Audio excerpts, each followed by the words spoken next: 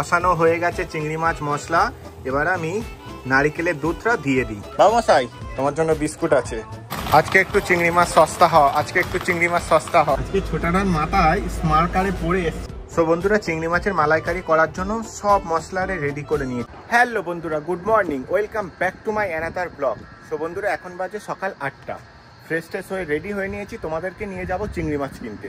ব্যাপারটা হচ্ছে, আমার রুমে অনেক দিন থেকে নারকেলের দুধ পড়ে আছে।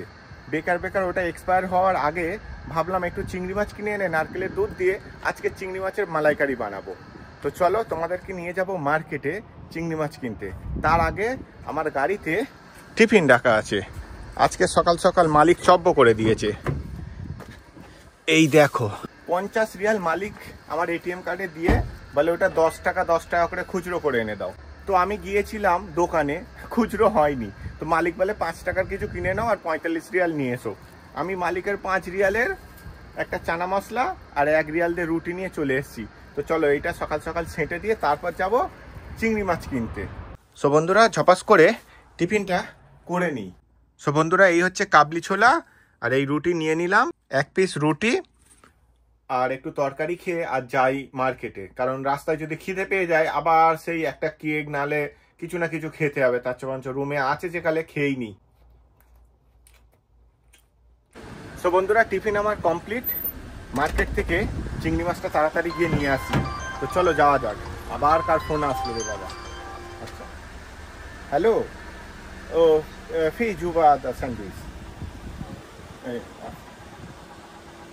আমি ভাবলাম হয়তো ডিউটি এসে গেল নাকি, কিন্তু ডিউটি আসেনি।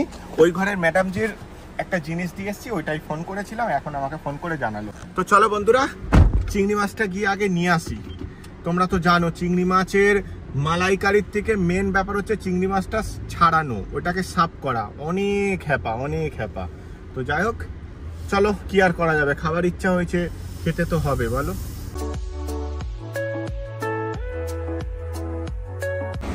একদম সোজা পার্কিং পেয়ে গেলাম। সো বন্ধুরা, এখান থেকে ঢুকেই সোজা পার্কিং পেয়ে গেছি। আচ্ছা, কপালটা খুব ভালো। তো চলো তাড়াতাড়ি গিয়ে চিংড়ি মাছটা নিয়ে নিই।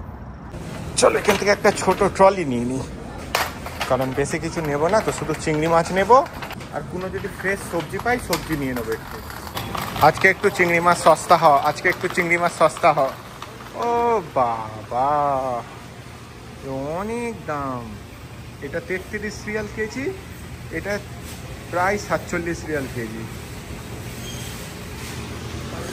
28-19 রিয়ালের কেজি কোনো চিংড়ি মাছ নেই। এই 33 রিয়ালের কেজি চিংড়ি মাছটা 10 থেকে 12 পিসের মতন নেব। अरे ज़्यादा नहीं, 10 से 12 पीस दे दो। 10 से 12 पीस, 10 to 12 पीस। हाँ, 12 पीसेस, पीस। হ্যাঁ, নিয়েছি। এবার সাফ করতে মেন সমস্যা। এইগুলো ভিড় দেখো। তবে আমি একটা নতুন প্রসেসিং করব। এইখানে একটা সিস্টেম আছে, দেখবে? এই দেখো, ওইদিকে যদি প্রচুর লাইন হয়, এখানে এরকম ভাবে ঠেকালাম, এখানে সিস্টেম দেখেছো? এই দেখো, এবার আমি আমার এটিএম কার্ডটা এখানে টাচ করব, পেমেন্ট হয়ে যাবে। তাহলে আর আমাকে ওইখানে লাইন দিতে হলো না। এই দেখো, এখানে পেমেন্ট হয়ে গেল। তাহলে আর আমার ওইদিকে যেতে হলো না, বুঝেছো? এই হচ্ছে ভালো। এই দেখো, বিল চলে আসলো। এখানে বলে দিল thank you for shopping here. দেখলে তো, আমাকে ক্যাশ কাউন্টারে লাইন দিতে হলো না। আর একটা জিনিস এখানে করতে হবে, এইখানে ঠেকাতে হবে। এই দেখো, এটা ঠেকালে, এইটা ঠেকালাম, এই যে ঠেকালাম, এই দরজাটা খুলে গেল। এটা যতক্ষণ না ঠেকাবো না ততক্ষণ দরজাও খুলবে না। এই সিস্টেমগুলো খুব ভালো এখানে। তো চলো, এখন যাই ডাইরেক্ট রুমে। ও হো, রোদ্দুর ফুল দমে উঠে গেছে, ফুল দমে, কি বলবো তোমাদের। তো চলো, এই হচ্ছে আমার সুন্দরী, পার্কিং এ আছে। সুন্দরীকে নিয়ে বেরিয়ে পড়ি। চিংড়ি মাছ কিনে চলে এলাম আমার রুমে। 9:30 কাছাকাছি বেজে গেছে। চলো তাড়াতাড়ি এবার রান্না বান্নাটা করি। এর মাঝখানে আবার কত কাজ কত কিছু তোমরা তো সবই জানো, তাই আর দেরি করা যাবে না, টাইম ভেস্ট একদম করা যাবে না। তো চলো তাড়াতাড়ি চিংড়ি মাছটা পরিষ্কার করে রান্নাটা করে নিই। তোমরা ব্লগটা দেখতে থাকো, চিংড়ি মাছের মালাইকারিটা তোমাদের সাথে শেয়ার করব। সো বন্ধুরা চলো তোমাদেরকে ঢেলে দেখাই ক পিস দিয়েছে। আমি তো বলেছি 10 থেকে 12 পিস দিতে। এই দেখো, এই হচ্ছে চিংড়ি মাছ, 10 পিস চিংড়ি মাছ, 10 রিয়াল দাম। তো চলো তাড়াতাড়ি সাফ সাফাই করে নিই। তার আগে জামাটা খুলে নেব, কারণ সাদা জামা তো বুঝতে পারছো তো, তেল মশলারে পড়া মানে দাগ হয়ে যাবে, আর চিংড়ি মাছটাও ছাড়াবো, বিরক্ত লাগবে। তো চলো তাড়াতাড়ি ছাড়িয়ে নিয়ে রান্না বান্নাটা করে নিই। সো বন্ধুরা চিংড়ি মাছের মালাইকারি করার জন্য সব মশলারে রেডি করে নিয়েছি। দেখতে পাচ্ছ চিংড়ি মাছটা আমার এখানে ম্যারিনেশন করা হয়ে গেছে। আদা রসুন কাঁচা লঙ্কা পেস্ট, পেঁয়াজের পেস্ট, সব রকম মশলা, গোটা গরম মশলা আর নারকেলের দুধ, আর কড়া বসিয়ে দিয়েছি। কিন্তু একটা দুঃখের বিষয়, সৌদি এক্ষুনি এসে বলে এটা একটুখানি প্রেস করে এনে দাও। তো চলো আমি ফোনটা এখানে রেখে দিয়ে তাড়াতাড়ি গিয়ে প্রেস করে এনে তারপর রান্না করার সময় তোমাদেরকে দেখাবো। মশলা তো আমি এখানে সব রকম রেডি করে নিয়েছি, তেল আমার গরম হয়ে গেছে। চলো চিংড়ি মাছগুলোকে হালকা করে একটু ভেজে নিই, মানে বেশি ভাজবো না। তো চিংড়ি মাছ বেশি ভাজলে না কি হয় বলো তো, শক্ত শক্ত মতন হয়ে যায়, তাই হালকা করে ভেজে নেব, নিয়ে তারপরে মশলা রেডি করব। চিংড়ি মাছ আমার ভাজা হয়ে গেছে, চলো তাড়াতাড়ি করে তুলে নিই।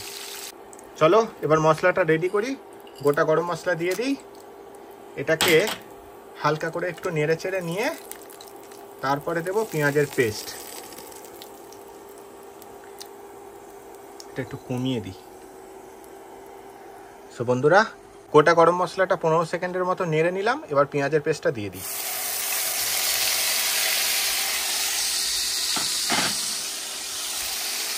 এটাকে একটু ভালো করে নেড়ে চেড়ে নিয়ে তারপরে আদা রসুন পেঁয়াজের পেস্টটা দেব। পেঁয়াজ আমার ভাজা হয়ে গেছে, এবার আদা রসুন কাঁচা লঙ্কার পেস্টটা দিয়ে দিই।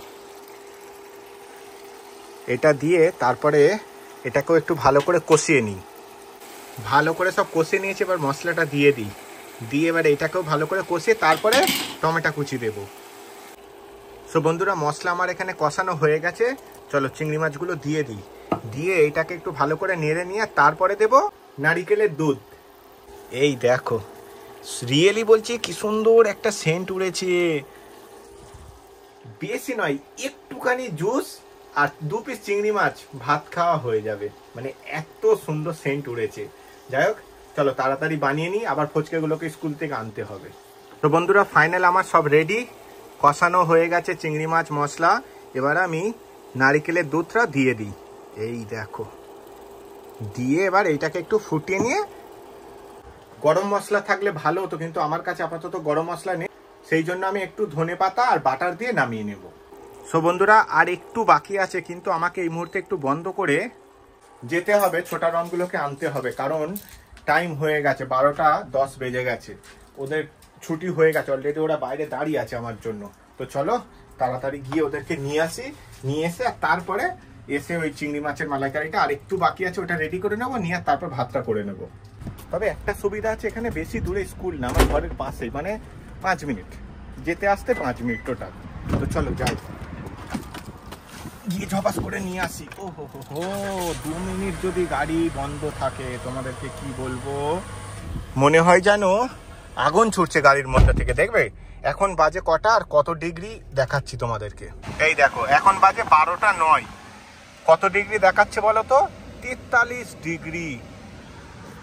মানে বুঝতে পারছো নতুন গাড়ি এটা, মানে অরিজিনাল শো করছে 43 ডিগ্রি। বেচারাগুলো গাছের তলায় বসে আছে গো। ওই দেখো ছোটা ডন আজকের, হ্যাঁ হাবিবি,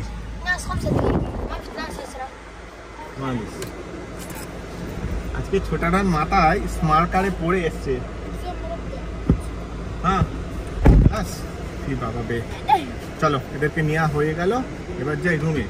বলেছিলাম 5 মিনিট লাগবে, কিন্তু 5 মিনিটও লাগেনি, গেলাম গিয়ে ঝপাস করে নিয়ে চলে এসেছি। মালিকও এদিকে এসে গেছে, চলো এদেরকে দরজাটা খুলে দিই। মন্ডুরি হাবিবি, খালাস কি গরম গো। চলো বাকি থাকা রান্নাটা করে নি। সো বন্ধুরা, আমার এখানে চিংড়ি মাছের মালাইকারি ফাইনালি রেডি হয়ে গেল। তো চলো এবার তাড়াতাড়ি স্নান টান করে নি, তারপরে খাওয়া দাওয়া করবো। তো বন্ধুরা, স্নান টান করে খেতে বসে গেলাম। চিংড়ি মাছের মালাইকারি, ভাত আর একটু স্যালাড আছে। তো চলো একটু ট্রাই করি কেমন হলো চিংড়ি মাছের মালাইকারিটা। তবে কালার দেখে মনে হচ্ছে খুবই তো সুন্দর হবে, টেস্টি মতন হবেই হবে। প্রথমেই তোমাদেরকে দিই, তারপরে আমি খাই। না না না না, হতেই পারে না এত টেস্টি। ও হো, রিয়েলি বলছি খুব টেস্ট হয়েছে, খুব।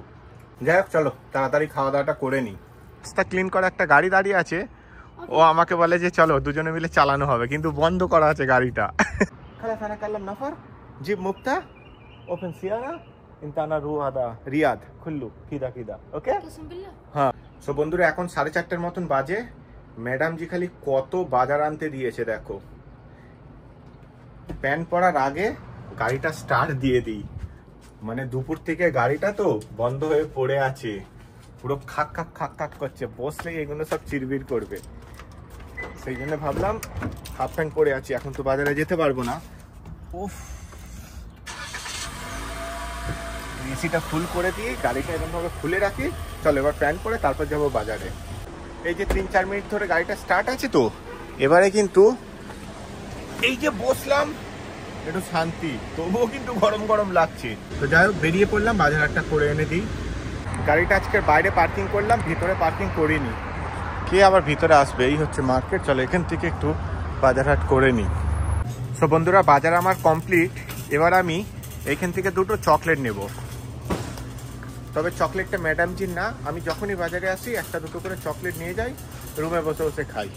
আমি এবার নেব একটা কিটক্যাট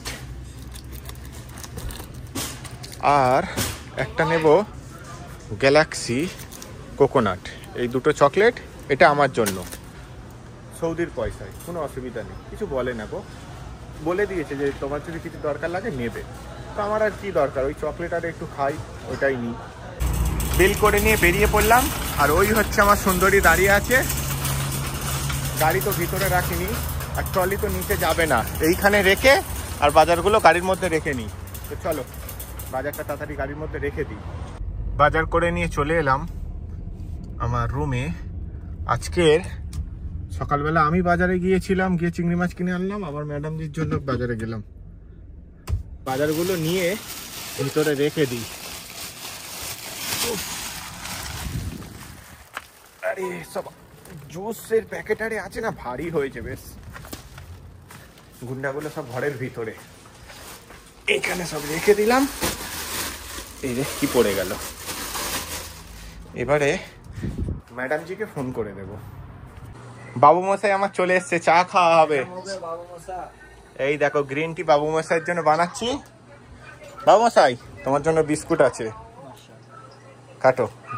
বিস্কুট আর একটু গ্রিন টি খাই, বাবু মশাই এসছে আমার রুমে চা খেতে। সো বন্ধুরা, গ্রিন টি নিয়ে আর বিস্কুট নিয়ে বসে পড়েছি। বাবু মশাই আর আমি খাচ্ছি। বাবু মশাই আছে, বাবু মশাই আছে। বাবু মশাই এসছে, বলি চলো গ্রিন টি আর বিস্কুট খেয়ে নি। সো বন্ধুরা, এখন বাজে 9:30। গুন্ডা মাকসালা মানে লন্ড্রিতে কাপড় আরে দিয়ে এসছে, এখন আনতে বললো। তো নিয়ে এসে তারপরে ডিনার করব। ডিনার বেশি কিছু না, রুটি আর দুধ, চিংড়ি মাছের মালাইকারি রেখে দিই, কালকে দুপুরবেলা খাবো।